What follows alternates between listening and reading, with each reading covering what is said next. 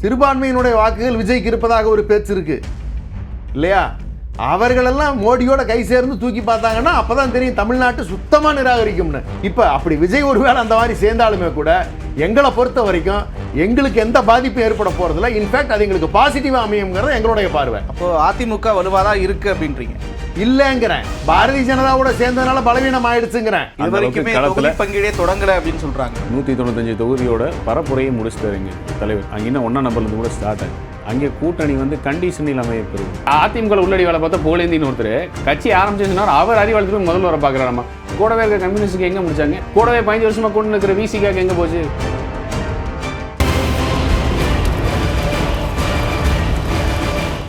வணக்கம் நேர்களே, இது வாரும். மிகுந்த எதிர்பார்ப்புக்கு மத்தியில் தமிழ்நாடு சட்டமன்ற தேர்தலுக்கான தேதி அறிவிக்கப்பட்டிருக்கிறது. அடுத்த மாதம் 23ஆம் தேதி வாக்குப்பதிவு. இன்னும் சரியாக 39 நாட்கள், 37 நாட்களில் வாக்குப்பதிவுக்கான அந்த தேர்தலுக்கான பிரச்சாரம் நிறைவு பெற இருக்கிறது. இந்த நிலையில் அரசியல் கட்சிகள் சூறாவளி போல சுழல தொடங்கியிருக்கிறார்கள். இந்த சுழற்சியிலிருந்து சிக்கப்போவது யார், மீளப்போவது யார் என்பது மிகப்பெரிய கேள்வியாக இருக்கிறது. அதே நேரத்தில் திமுக ஆட்சியை தக்க வைக்குமா, அதிமுக ஆட்சி மாற்றத்தை கொண்டு வருமா?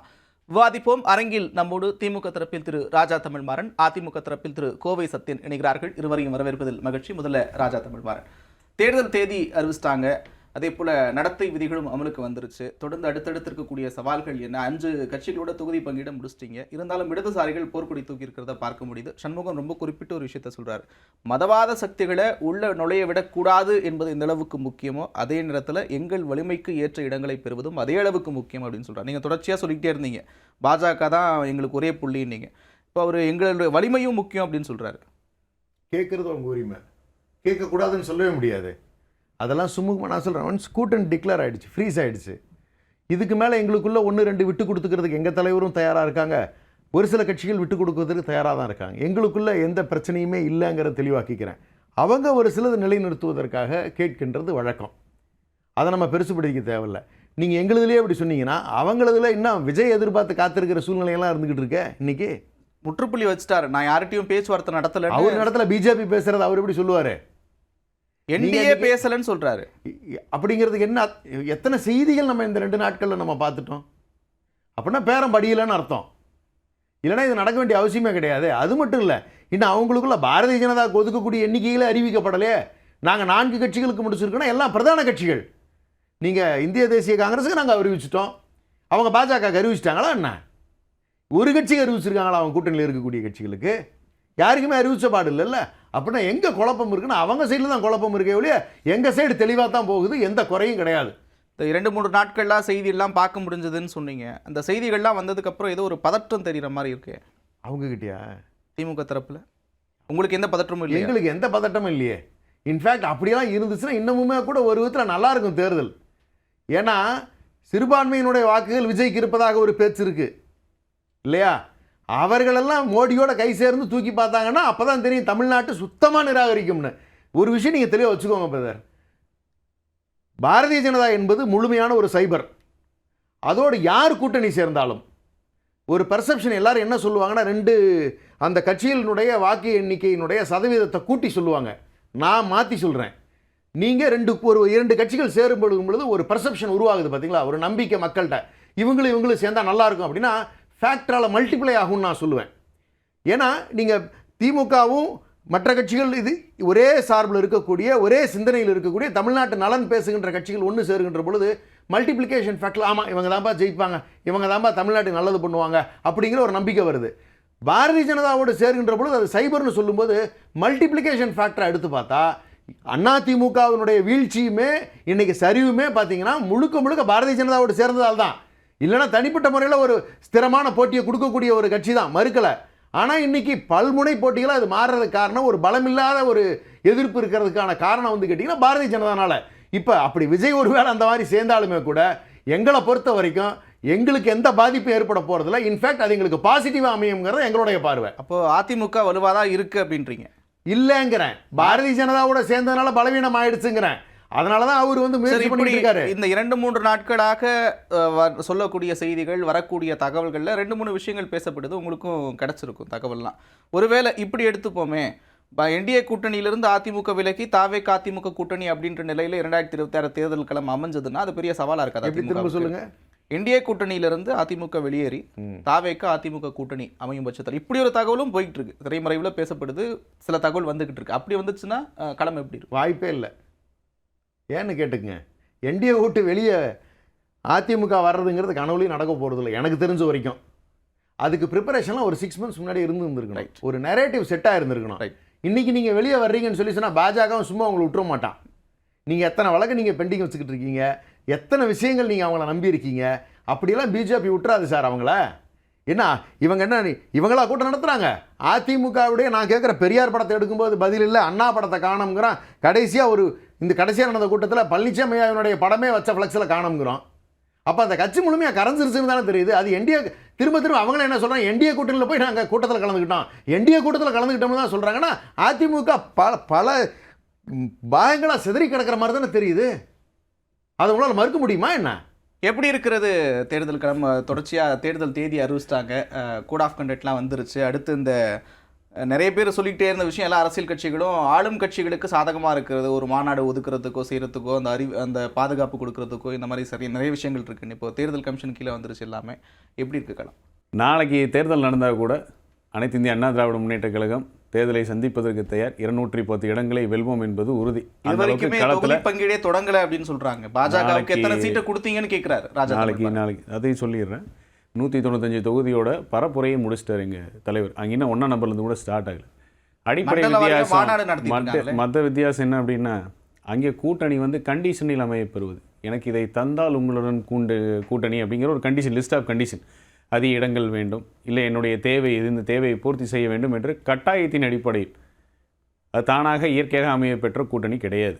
இங்கே மன்னராட்சியை வீட்டுக்கு அனுப்பணும், குடும்பத்தின் கீழே கட்சியும் ஆட்சி இருக்கக்கூடாது, தமிழ்நாட்டுக்கு நல்லதில் தமிழ் மக்களுக்கு நல்லது, இதை விரட்டி அடிக்க வேண்டிய இன்னும் சிந்தனை உடையவர்கள் கூட்டணியில் இணையலாம். எடப்பாடியார் அறிவிப்பு கொடுத்தோன்னே காமன் மினிமம் ப்ரோக்ராம் அதான். அதில் எல்லோரும் வந்தாச்சு, யாருமே இங்கே கண்டிஷன் வைக்கல. இந்த கண்டிஷனை நீங்கள் பூர்த்தி செஞ்சால் தான் நான் கூட்டணியில் வைப்போம். ராஜ்யசபா சீட்டு கொடுத்தா தான் நான் வருவேன், இல்லை 10 சீட்டு கொடுத்தா தான் வருவேன், 15 சீட்டு கொடுத்தா தான். கட்டாயத்தின் அடிப்படையில் வேறு வழியெல்லாம் வேலை செஞ்சாங்க. அதனால தான் ஒரு டீ சப்ளையராக இங்கே ஒருத்தர் போனோட அவர் கூட ஒரு சீட்டு கொடுப்பாங்க, வாட்டர் கேன் போட ஒருத்தர் போனோட அவருக்கு ஒரு சீட்டை கொடுப்பாங்க. அது இன்றைக்கி அவங்களோட கட்டாயம் நிர்பந்தம், வேறு வழி இல்லாமல் இருக்காங்க. இங்கே அப்படி கிடையாது. 3 ரேலி முடிச்சாச்சு. நாங்கள் கூட்டணி கட்சிகளோடு சேர்ந்து 3 ரேலி முடிச்சாச்சு. எடப்பாடி 195 தொகுதியை முடிச்சார், சுற்றுப்பயணத்தை முடிச்சு. அப்போ யார் தேர்தலில் முன்னாடி இருக்கா, யார் களத்தில் முன்னாடி இருக்கா மக்களுக்கே தெரியுது. இவங்களோட பொய் பரப்புரை எப்படி ஓடிட்டே இருக்கும் பாருங்களேன். பாஜக வந்து விட்டுற மாட்டாங்க, அப்படி விட்டுற மாட்டாங்க. இதே தான் சவால் சொன்னீங்க. 2024 தனியாக நின்று தேர்தலை சந்திச்சு காமிச்சோம்ல, அப்போ கூட என்ன சொன்னீங்க? இல்லை திரைமறைவு கூட்டணி, கள்ள கூட்டணி. உண்மையை சந்திக்கிறதுக்கு திமுக யார்ட்டையுமே முதுகலும் கிடையாது, உண்மையை பேசுகிற முதுகலும் கிடையாது. இன்றைக்கி களம் மாறி இருக்குது. இவங்களோட மக்கள் விரோத ஆட்சிக்கு எப்போ முடிவு கட்டலான்னு மக்கள் காத்துக்கிட்டு இருக்காங்கிறது உண்மை. யாரை சொல்றீங்க? கேனை தூக்கிட்டு போறவங்களுக்கும் டீ வைக்கிறவங்களுக்கும் சீட்டு அந்த மாதிரி யாராவது நான் கட்சி ஆரம்பிச்சேன்னு ஒருத்தர் போனாருன்னா அவர் கூட ஒரு சீட்டை கொடுத்துருவாங்க. உண்மைக்கு திமுக இன்றைக்குமே சம்மந்தம் கிடையாது. உண்மையை சொல்லி களத்தை சந்திக்கவே மாட்டாங்க. தலைவர்லேருந்து கடைசி தொண்டன் வரைக்கும் போய் மட்டும்தான். பாஜக அடிமை இப்போ விமர்சனம் வைக்கிறாங்களே, இவர்களை தான் காங்கிரஸோட ஆட்சி அதிகாரத்தில் இருக்கும்போது முழு அடிமை. தமிழகத்தோட உரிமை, வாழ்க்கை, வாழ்வாதாரம் எல்லாத்தையுமே தூக்கி கொண்டு போய் காங்கிரஸுக்கு அடிமையை கொடுத்தது வரலாறு. அது திமுகவோட வரலாறு தான் அது. இன்றைக்கி 2024 எடப்பாடியாருக்கு அந்த மாதிரி தைரியம் இல்லைன்னாங்க. கூட்டணி இல்லைன்னு சொல்லி தனியாக தான் நின்று காமிச்சோம். அப்போ கள்ள கூட்டணின்னு உருட்டினாங்க. இப்போ என்ன தெரியுமா பதட்டம் இவங்களுக்கு? இப்போ இவங்களுக்கு சரிசமமாக கம்பேர் பண்ணோம்னா திமுக அதிமுகங்கிற கம்பேரிசன் வச்சோம்னா 2021 3வது முறையாக நாங்கள் வந்து ஆட்சி அமைக்கிறதுக்கு அதிகாரத்தை கேட்குறோம். அப்போ எப்படி இந்தியாவில் எந்த அரசியல் கட்சியுமே பண்ணாத ஒரு ஆராய்ச்சி பண்ணோம். 2 பேர் தலைமையில் அதிகார பகிர்வு 50-50. அதில் ஒருத்தர் திமுகவோட உள்ளடி வேலை பார்க்குறவர், கட்சியை உடைக்கிறதுக்கு. அப்போலேருந்தே தெரியுதா? இப்போ தெரியுது என்ன பண்ணுறது? அப்போயே தெரிஞ்சால் அப்போயே அனுப்பிச்சிருப்போம்ல. உள்ளடி வேலை பார்க்குறப்போ அந்த நேரத்தில் கூட 75 கூட்டணி கட்சிகளோடு சேர்த்து நீங்கள் சொல்கிற அதே பாஜகவோட கூட்டணி தான் இருந்தோம். மக்கள் அந்த பாஜகவுக்கு 4 சட்டமன்ற உறுப்பினர் கொடுத்துருக்காங்க, கொடுக்காம இல்லை. ஆனால் வாக்கு வித்தியாசம் திமுகவுக்கு அதிமுகவுக்கும் பார்த்தா வெறும் 3% தான். 45 தொகுதியில் வெறும் 2,16,000 வாக்கில் தான் தோற்றுருக்கோம். 2,16,000 வாக்கு எடுத்தால் நாங்கள் ஆளுங்கட்சி 3வது முறையாக. அப்போ இரட்டை தலைமையில் இருக்கும்பொழுது இப்போ இந்த அதிமுகவை நேரடியாக களத்தில் எதிர்க்க துணிவு இல்லாமல் முதுகெலும்பு இல்லாமல் இந்த மாதிரி கட்சியில் உள்ளடி வேலை பார்க்குற ஆட்களை வச்சு எவ்வளோ குழப்பம் உண்டு பண்ண முடியுமோ அவ்வளோத்தையும் முயற்சி பண்ணி தோல்வி அடைஞ்சு நிற்கிறாங்க. இப்போ அரசியல் அனாதைகளுக்கு அடைக்கலம் கொடுத்துருக்குறாங்க. இன்னும் ரொம்ப பச்சையாக சொல்லணும்னா மரியாதைக்குரிய துரைமுருகன் ஒரு வார்த்தை சொல்லியிருக்காரு. கட்சி மாறி வரவனை வந்து என்ன வார்த்தையை சொல்லியிருக்காரு, நான் இப்போ சொல்ல விரும்பல, வேணால் தெரிஞ்சுக்கிட்டும் போய் என்ன அப்படின்னு. இப்படி இருந்த விஷயத்தில் கூட களத்தில் எதிர்த்து நிற்க முடியல. உள்ளடி வேலை தானே ட்ரை பண்ணாங்க. இப்போ களத்தில் அதிமுக ரெடியாக நிற்கிது. 195 தொகுதி முடிச்சாச்சு. ஒரு பூத்துக்கு 9 இப்ப கூட ஆபீஸ் பேரஸ் எத்தனை சீட்ல நிக்க போறோம்னு சொல்ல சொல்லுங்களேன். அது நாங்க நீங்க சொல்லுங்க, பாஜக உங்களுக்கு என்ன அவசரம்? சொல்ல சொன்னாங்க. உங்களுக்கு என்ன நாங்க அவசரம்? தயாரா அவங்க தயாரா? உங்களுக்கு என்ன அவசரம்? இல்ல நீங்க பிஜேபிக்கு எப்படின்னா நாங்க ஒரு கட்சி ஆரம்பிச்சேன்னு சொன்ன ஒருத்தர் எங்க அதிமுக உள்ளடி வேலை பார்த்தா போலேந்தின்னு ஒருத்தர் கட்சி ஆரம்பிச்சேன்னு சொன்னார். அவர் அறிவாளத்துக்கு போய் முதல்ல வர பாக்குறாராமா. கூடவே இருக்க கம்யூனிஸ்டுக்கு எங்க முடிச்சாங்க? இதுல இப்போ முன்னுரிமை யாருக்கு போகுது? ராஜ்யசபா சீட்டு கொடுத்தா தான் அவங்களோட கூட்டணின்னு ஒருத்தர் வருவாராமா. அவங்கள அவசரமா வாங்கன்னு சொல்லி ராஜ்யசபா கொடுப்பாங்களாமா. கூடவே 15 வருஷமா கொண்டு இருக்கிற விசிகாக்கு எங்க போச்சு? ராஜ்யசபா உறுப்பினரோட கேட்க மாட்டாங்களா? இருந்த இஸ்லாமிய கட்சிக்கு எங்க ராஜ்யசபா உறுப்பினர் ஏன் கொடுக்கல நீங்க? அப்போ திமுகவோட கட்டாயம் மட்டும் இல்லை, பயம் எப்படி பட்டவத்தனமா தெரியுது. இது என்ன பெருசாக கூட்டணி முடிச்சு கூட்டணி முடிச்சுன்னு களத்துக்கு போக வேண்டியதானே? நீங்கள் சொல்கிற மாதிரி எதுவுமே நடக்கணும். 195 தொகுதி முடிச்சிட்டாரு எடப்பாடியார். ஆல்மோஸ்ட் 2 கோடி மக்களை பார்த்து முடிச்சிட்டாரு. நீங்க எங்க ஆரம்பிச்சிருக்கீங்க? மக்களை இல்லையே, மக்களை பேச கூட முடியாது. கனிமொழி அவர்களை விளாத்திக்குளத்தில் விரட்டி அடிக்கிறது பார்க்கலையா? இங்க போற பக்கம் எல்லாம் திமுக எம்எல்ஏ போக கூட இல்லையா? நீங்க போக கூட இல்லையா? நாங்க எங்க விசாரிக்கிறது கூட போகல. யார் போனீங்க? போய் பாருங்க. எதிர்ப்பையும் மீறி அவங்க சந்திச்சு பேச காரணமா விரட்டி அடிக்கப்பட்டார்களா இல்லையா? கேள்வி கேட்டாங்க. விரட்டி அடிக்கப்பட்ட இடங்கள்ல நான் சொல்றேன். சொல்லுங்க. இப்ப ஆளுங்கட்சியா இருந்து பாலாரும் தேனாரும் தமிழ்நாட்டுல ஓடுது. நாங்க அப்படிலாம் சொல்லல. மக்களால் தேர்ந்தெடுக்கப்பட்ட சட்டமன்ற உறுப்பினர்கள் மக்களை சந்திக்க முடியல. பாலாறு தேனாரும் ஓடுது நாங்க முதல்வர்னாலே பார்க்க முடியல பிரதர். முதல்வர் நிறைய மக்களை சந்திக்க முடியல. அவ்வளவு பயம். கள்ளக்குறிச்சி கூட போக முடியல முதல்வர்னால. அதுதான் இந்த ஆட்சியோட லட்சணம் அப்படி நாங்கள் சொல்கிறோம். அனைத்துலேயும் தோல்வி, நிர்வாகத்தில் தோல்வி, கொடுத்த வாக்குறுதியில் தோல்வி, எல்லாத்திலையுமே தோல்வி அடைஞ்சு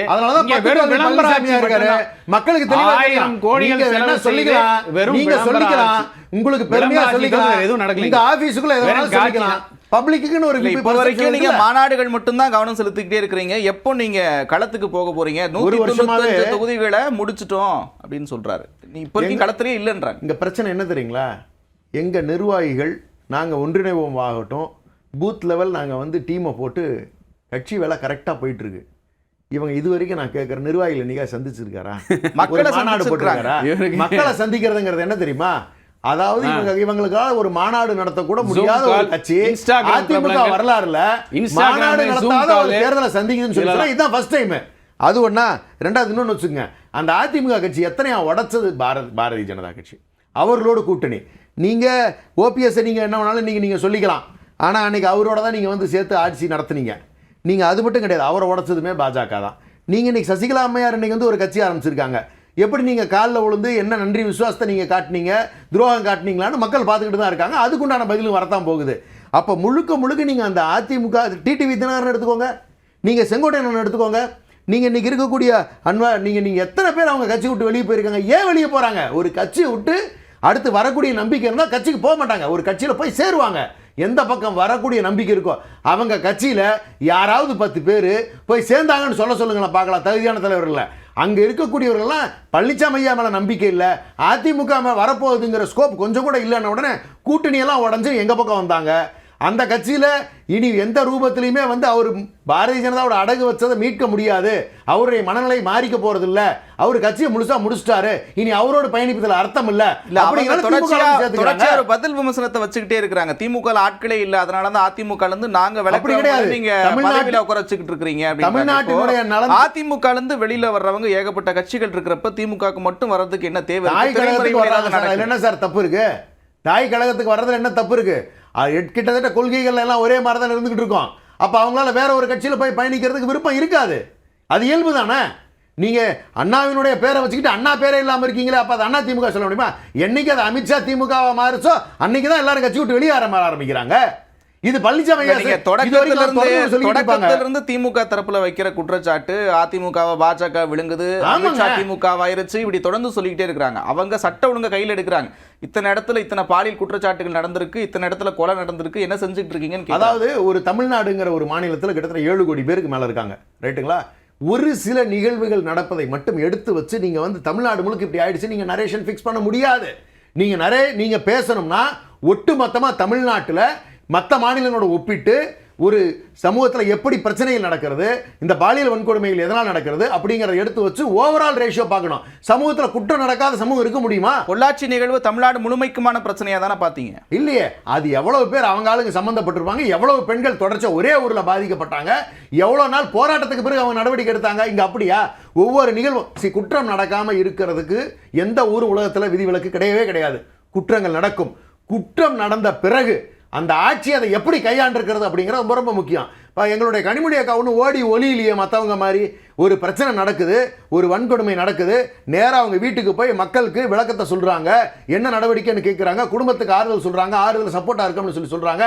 போய் ஃபேஸ் பண்ண தானே செய்கிறோம், மக்களோட மக்களாக தானே நாங்கள் இருக்கோம். இவங்கள மாதிரி நான் 13 பேரை சுட்டு கொண்டு விட்டு வீட்டில் உட்காந்து டிவியில் பார்த்தோம்னா சொல்கிறோம். அப்படிப்பட்ட ஒரு ஒரு ஒரு கொடுமையான ஒரு ஆட்சி தானே அவங்க பண்ணாங்க. கொள்கை கூட்டணி பிரம்மாண்ட அதே தூத்துக்குடி தான் சொல்றேன், அதே ஊர்ல தான் சொல்றேன். கொள்கை கூட்டணி பிரம்மாண்ட கூட்டணின்னு சொல்றாங்க. அவர் என்ன கேட்கிறாருன்னா 15 வருஷமா கூட இருக்கிறாங்க, அவங்களுக்கு ஒரு தொகுதி கூட கொடுக்கறதுல உங்களுக்கு என்ன கஷ்டம்? Adjustment sir. இல்ல அது எங்களுக்குள்ள இருக்கு அட்ஜஸ்ட்மென்ட். நான் என்ன கேட்கறேன், உங்களை மாதிரி ஏமாத்தல சொல்றாங்க, உங்களுக்கு மாதிரி ஏமாத்தல. தேமுதிக சீட்டு கொடுப்பேன்னு சொல்லிவிட்டு நீங்க ராஜ்யசபா கொடுப்பேன்னு சொல்லி அடுத்த தடவை கொடுக்குறோம்னு ஏமாத்தல தான் அவங்க வெளியே வந்தாங்க. நீங்க மட்டும் என்ன அப்படியே என்ன தியாகி? ஏன்னா நீங்களும் ஏமாத்துறீங்க, அவ்வளோ பெரிய தப்பா பண்ணுனீங்க. அந்த அக்கா தெளிவாக வந்து சொல்லுது, ஏன் வெளியே வர்றாங்க? நீங்கள் உங்கள் கூட யார் வந்திருக்காங்க முதல்ல கூட்டணிக்கு? நான் கேட்குறேன் சார். டிடிவி தினகரன் இருக்கார், அவருக்கு அமலாக்கத்துறையில் வழக்கு இருக்குது. நீங்கள் அன்புமணி ராமதாசன் இருக்கார், அவருக்கு வழக்கு இருக்குது. நீங்கள் இன்ஃபேக்ட் டிடிவி தினகரன் உங்கள் கட்சி விட்டு உடைக்கிறதுக்கு காரணம் யார்? இதே பாஜக தான் இந்த வேலையை பார்த்துச்சு. நீங்கள் ராமதாசனை வந்து இன்றைக்கி கட்சி 2ஆக உடஞ்சி போயிருக்குல்ல, அது காரணம் யார்? அதுவும் பாஜக தான் காரணம். இந்த குடும்பத்துக்குள்ள குழப்பம் உண்டு பண்ணது அவருக்கு வழக்கு இருக்குது, அவர் தப்பிச்சுக்குன்னு வேற வழி கிடையாது. இப்படி வழக்குகளால் பின்னப்பட்டவர்கள் தான் அவங்களோட இருக்காங்க. வேற யார் இருக்கிறாங்க அவங்களோட கூட்டணின்னு சொல்றதுக்கு? இல்லையே. சொல்லுங்களேன் பார்க்கலாம். இவங்கெல்லாம் கொள்கை ரீதியாக தமிழ்நாட்டு நலனுக்காக பேசுகின்ற ஜி.கே. வாசன் அவருக்கு ஒரு எம்பி சீட்டு கிடைச்சா போதும், குருமூர்த்தி என்ன சொல்றா அதை கேட்டுக்கிட்டு அவர் பாட்டுக்கு அங்கிருந்து இருக்கிறத ஒருங்கிணைக்கிற வேலை மட்டும்தான் அவர் வேலை. வேற என்ன அந்த கட்சியில் ஆள் இருக்காங்களா யாராவது? அப்ப இது என்ன சார் கூட்டணி? இது எப்படி சார் அதுக்கு வாக்கு வரும்? என்ன தலைமை அது? திருசத்தியம் அவர் பேசும்போது இடைமறிக்காமல் நான் கடைபிடித்த நாரியும் அவர் கடைபிடிப்பாருங்கிற நம்பிக்கையோட ஆரம்பிக்கிறேன். இடைமறிச்சா நீங்கள் பார்த்துங்க. திமுக அதிமுக வாக்கு சதவிகிதம் என்ன அப்படின்னு சொல்லி 3 விழுக்காடு வித்தியாசம் 2021 சொல்லியாச்சு. காங்கிரஸை கம்பேர் பண்ணும்போது இன்றைக்கு பாரதிய ஜனதா கட்சியோட வாக்கு சதவிகிதம் அதிகம் தமிழ்நாட்டில். நீங்கள் அடுத்த வச்ச விடுதலை சிறுத்தைகள் கட்சி, கம்யூனிஸ்ட் 2 பெரிய கட்சி சேர்த்தா கூட பாமகவோட வாக்கு சதவிகிதம் அதிகம். இதோட என்ன இருக்குன்னு கேட்டால் அவருக்கு ஏன் புரியலன்னு தெரியல. அரித்மெட்டிக்கை போட சொல்லுங்கள் ஃபஸ்ட்டு, யார் பலம் வாய்ந்த கூட்டணின்னு அப்போ அவங்களுக்கு புரியும். இவ்வளோ நேரம் பேசுனது எல்லாமே பார்த்தீங்கன்னாக்கா கட்சியை பாஜக உடைக்குது, கட்சியை பிரிச்சிருச்சு, சிறந்துருச்சு. எங்கே இருக்குது? தேர்தல் ஆணையத்திலும் சரி, நீதிமன்றத்திலும் சரி, அனைத்து இந்திய அண்ணா திராவிட முன்னேற்ற கழகம் ஒற்றை தலைமை எடப்பாடியார் முடிவு பண்ணிச்சு. அதை ஜீர்ணிச்சிக்க முடியல, அதை சகிச்சிக்க முடியல, தாங்க முடியலையா அவங்களால? ஒரு கேள்வி, அவங்க தொடர்ந்து வைக்கிற பிரச்சனையை, தொடர்ந்து வைக்கக்கூடிய கேள்வி ஆளுமை மீதான கேள்வியை வைக்கிறாங்க. நீங்க கூட்டணியில கட்சிகள்லாம் வச்சிருக்கிறீங்க, ஆனா முடிவு செய்யறது இங்க இல்ல, டெல்லியில முடிவு பண்றாங்க. அந்த ஆளுமை இருக்கான்னு தொடர்ந்து அதை வச்சுக்கிட்டே இருக்கிறாங்க. இதையை கேட்டு இதை கேள்வி வைக்கிற ஊடகத்துக்கு வந்து மற்ற விஷயம் தெரியவே தெரியாதா? இங்கே இருக்கிற மரியாதைக்குரிய அமித்ஷா வந்து எடப்பாடியார் தலைமையில் கூட்டணின்னு சொல்லிட்டு போகிறாரு. 3 நாளைக்கு முன்னாடி இங்கே இன்சார்ஜாக இருக்க பியூஷ் கோயல்கிட்ட கேட்குறாங்க, சீட் ஷேரிங் பற்றி என்னென்ன. இல்லை, அவர் வந்து எடப்பாடி பழனிசாமி அவர் தான் தலைவர், அவர் தான் முடிவு எடுப்பார், அதை இறுதிங்கிறாங்க. இதுக்கு மேலே உங்களுக்கு என்ன சொல்லணும்? எதுக்கு இந்த பொய்யை வச்சே ஓட்டுன்னு ஓட்டி செய்ய சாதனைகள் சொல்கிறதுக்கு ஒன்றும் கிடையாது. சட்ட ஒழுங்கு பிரச்சனைன்னு சொல்கிறோம். ஒரு 65 வயசு கிழமை வந்து 6 வயசு குழந்தைய கடல் மிட்டாய் கொடுத்து கடலூரில் எடுத்தான் திமுக நிர்வாகி கவுன்சிலர். அடுத்து இப்போ வந்து 2 வயசு குழந்தை ஆதாரம்லாம் பேசக்கூடாது.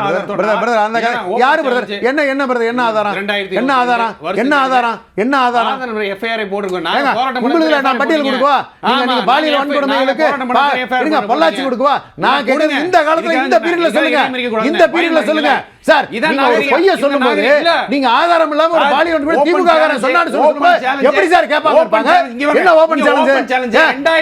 நீங்க வந்து அப்படி பாத்தீங்கன்னா பஸ்ல எரிச்சு கொண்டீங்களா 3 பிள்ளைகளை, அது யார் செஞ்சது? கண்டிட்டானல்ல, அவனை ரிலீஸ் பண்ணீங்கல்ல, யார் சார் எரிச்சு கொண்டது?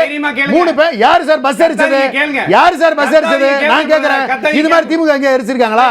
பேசுறாரு பிரதர். 2022 உங்க கட்சிக்கு யார் 65 வயசு கவுன்சிலர் 6 வயசு குழந்தைய ஸ்கூல்ல கேட்டான்னு எஃப்ஐஆர் இருக்கு. ஆதாரத்தை ரிலீஸ் பண்ணனா நீங்க கேஸ் நடக்குது இல்ல, கேஸ் ஃபேஸ் பண்றாங்கல, கேஸ் ஃபேஸ் பண்றாங்கல, கேஸ் ஃபேஸ் யாரா திமுக சப்போர்ட் பண்ணுச்சா?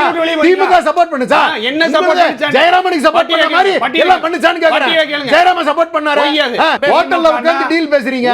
இதான் கூட்டணி நடத்துறீங்க. நீங்க உண்மையை சந்திக்கிற என்னையா ராயப்பட்ட ஆபீஸ்ல உட்கார்ந்து கூட்டம் நடக்குதா? கூட்டணி கட்சி யாரா வராங்களா? உங்களை மதிக்கல சார், உங்க தகுதி அவ்வளவுதான். அப்பா மகன் பேரன் கொள்ளு பேரன் ஒரே பரம்பரை. அது மக்கள் முடிவு பண்ணும், அது மக்கள் முடிவு பண்ணும், அது மக்கள் முடிவு பண்ணும். நீங்க என்ன சொல்றது? மக்கள் முடிவு பண்ணாங்க. ஏங்க அவ்வளவு பெரிய ஓட்டு வித்தியாசத்துல ஜெயிக்கிறாரு, 60,000 ஓட்டு வித்தியாசத்துல ஜெயிக்கிறாரு. என்ன சார் உங்களுக்கு? தொகுதி நாகரிகத்தோட அடிப்படை என்ன தெரியுமா? இதான் அவர் பேசும்போது குறுக்கிடாம கேட்டேன் தெரியுமா? அந்த துணிவில பாத்தீங்களா? இல்லைங்க, நீங்க ஆதாரம்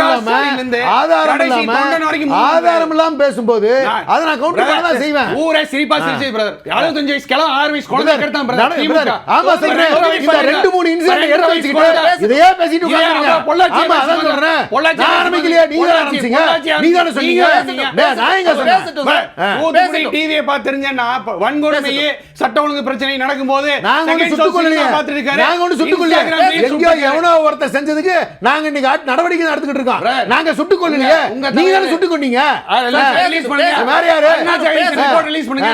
ஏங்க யாராவது ஒரு முதலமைச்சர் டிவில பார்த்தா தெரிஞ்சிட்டேன்னு சொல்றாங்க. என்ன சார் அக்கிரமம் இது? முடிக்கிட்டு நீங்க இந்த கதையெல்லாம் வேணாம்.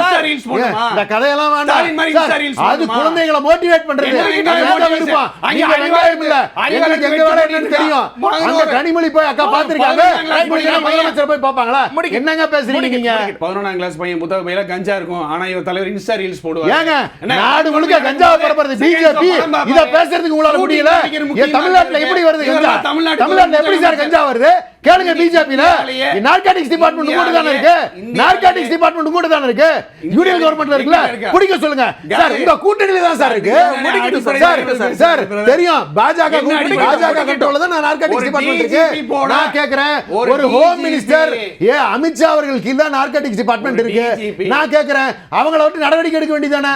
இந்தியா முழுக்க யாரு கஞ்சா பரப்புறது, யார் அபின பரப்புறது, யாரு கோகைன் பரப்புறது, யார் மெத்து பரப்புறது, எல்லாம் பிஜேபி தான் நடக்குது.